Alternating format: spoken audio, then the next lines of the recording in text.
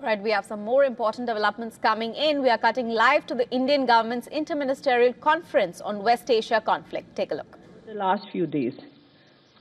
Advisory के बारे में मेरा आप लोगों के माध्यम से I will repeat what I have already said कि ऑनलाइन बुकिंग करें, आपकी डिलीवरी सिलेंडर की डिलीवरी घर पर होगी, डोर डिलीवरी होगी, इसलिए डिस्ट्रीब्यूटर्स के पास जाने की आवश्यकता नहीं है और अपनी ऑयल मार्केटिंग कंपनीज पर विश्वास रखें।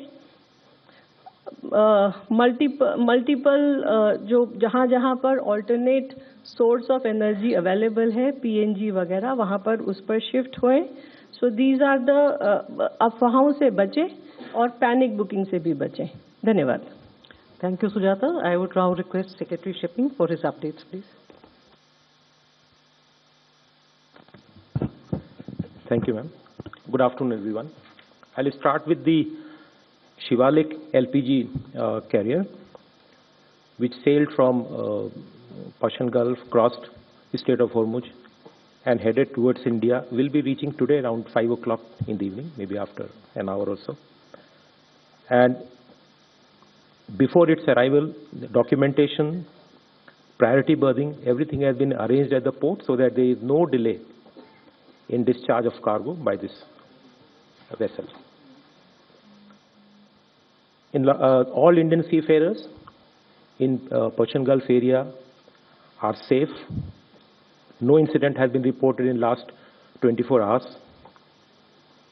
And we are in the ministry and in the DG shipping, we are keeping continuous watch on the situation. We are in touch with each vessel and its crew. 22 vessels, as was reported on Saturday also.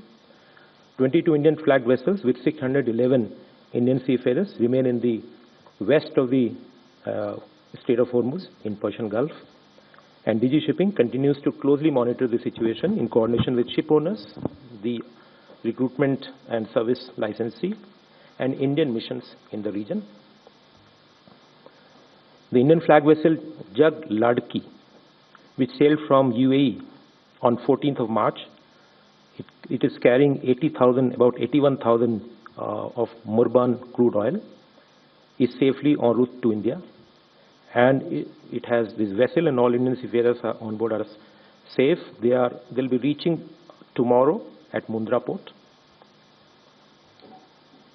Since the activation of DG Shipping Control Room, the Directorate has, in the past 48 hours, I'm giving figure for the last 48 hours, about 310 calls and about 600 emails have been received. And in the last 24 hours, just a breakup of this number, in the last 24 hours, the number has been 53 calls and about 150 emails. The DG Shipping, as regulator of maritime sector of India, has facilitated safe repatriation of 286 Indian seafarers from the Gulf region so far. And this includes 33 sea repatriations in the last 48 hours. And in the past 24 hours, the number has been 10 repatriations from various airports and regional locations across the Gulf region. Major ports of India are closely monitoring vessel movement and cargo operations in view of evolving maritime situation and providing all possible support. Some of the measures, the relief measures through policy and through initiatives of the ports, I have already narrated in the earlier briefings. One example I'll cite today. They are maintaining close coordination with the customs and other stakeholders to facilitate resolution of operational issues. For example, the Jawaharlal Nehru port is providing temporary storage of laden containers destined for Middle East as transshipment containers. And that port has also provided 100% rebate on ground rent or dwell time charges and about 80% rebate on reefer container plug-in charges up to 15 days for containers originating from GNPA. Approximately 2,600 containers have been shipped to the Middle East during the last 5 days from this port. Today also I had a review with all the ports, all major ports, and some of the stakeholders, including the EXIM associations, groups. And what I learned from that, there is no congestion has been reported at any major port. And export-bound containers at JNPA have reduced from 5,600 to 3,900, which I stated earlier. The ports are also providing safe anchorage areas for loaded vessels bound for the Gulf that are currently unable to transit due to the prevailing situation. And also an inter-ministerial group has been constituted under the Directorate General of Shipping with members from customs, ports, and other stakeholders. And the ministry continues to closely monitor the evolving maritime situation in coordination with the Ministry of External Affairs, Indian missions abroad, shipping companies, and other maritime stakeholders. This is in order to ensure the safety and welfare of Indian seafarers while maintaining continuity of maritime trade and port operations. Thank you. Thank you, sir. Now over to Randirji for updates from MEA. Thank you. Good afternoon, friends. Let me update you with some of the developments where MEA is involved. First on Iran, as you know, we have our Indian nationals in that country. Over 550 Indian nationals in Iran have crossed over into Armenia through the land border. We also have had approximately 90 people or 90 of our nationals from Iran cross over into Azerbaijan through the land border. These movements were facilitated by our embassy in Tehran. They helped them with visas as also with immigration formalities where required. In this group of 550 people that I mentioned who have crossed from Iran into Armenia, we also have 284 people who had gone there to Iran on pilgrimage. These people are there right now in both these countries. Some of them have already returned and others would be returning in the next few days or so. Our embassy in Tehran, in spite of all the difficulties, continues to be fully functional. Over the last few days, they have also been able to relocate students who were outside Tehran to cities which are safer for them.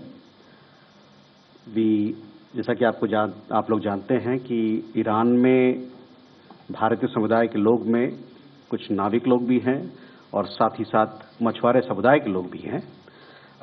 इनके कंपनियों के साथ हमारी लगातार बातचीत होती रहती है, यानी कि हमारे एम्बेसी की, राजदूतावास की बातचीत होती रहती है ताकि हम उनका देखभाल, उनकी भलाई सुनिश्चित कर सकें।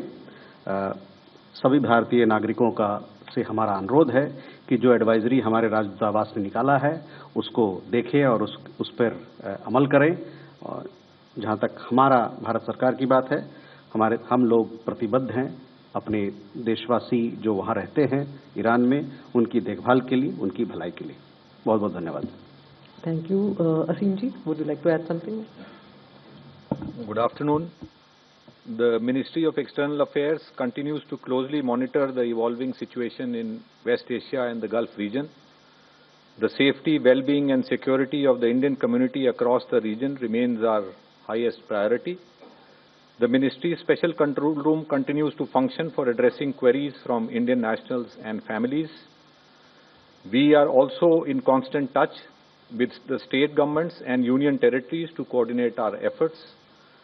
Our missions and posts across the region are working continuously, operating 24/7 helplines, maintaining regular contact with a large number of Indian community organizations and associations spread across the region, and issuing updated advisories to keep our citizens informed. They also remain in close touch with the local governments. We are extending all support to stranded Indians and short-term visitors, including assistance for visas, logistical support where required, and facilitating transit arrangements. We are also closely coordinating with the Ministry of Ports, Shipping and Waterways to render all assistance to the seafarers in the region. An update on the status of flights and airspace. Since February 28, around 220,000 passengers from the region have returned to India. As far as UAE is concerned, as per information put out by the UAE authorities, there is a gradual resumption of operations from Dubai International Airport that were temporarily suspended today morning from passenger safety perspective. Indian and UAE carriers also continue to operate limited flights from other airports like Abu Dhabi, Ras Al Khaimah and Fujairah in UAE based on operational and safety considerations. As per available information, more than 45 flights are planned for various destinations in India today. All passengers can check revised and updated flight schedules directly with respected airlines. In case of any assistance, they can also approach our mission in Abu Dhabi and our consulate in Dubai through the 24/7 helplines. In Saudi Arabia, flights are operating from various airports to destinations in India. Flights are also operating from Oman to various destinations in India. Qatar airspace is partially open, with Qatar Airways operating flights to India. Today and tomorrow, 3 flights are expected to operate to different destinations in India. Kuwait airspace has been closed since 28 February 2026. Special non-scheduled commercial flights by Jazeera Airways of Kuwait are expected to operate soon to India from the Al Qaisuma International Airport in Saudi Arabia. For Indian nationals in Bahrain and Iraq, where airspace is closed, transit through Saudi Arabia is being facilitated.